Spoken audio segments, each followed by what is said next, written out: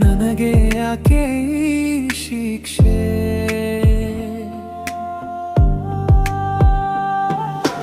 ಓ ಶಿವನೇ, ನನಗೆ ಯಾಕೆ ಈ ಶಿಕ್ಷೆ? ನಾನು ಮಾಡಿದ ತಪ್ಪೆನು?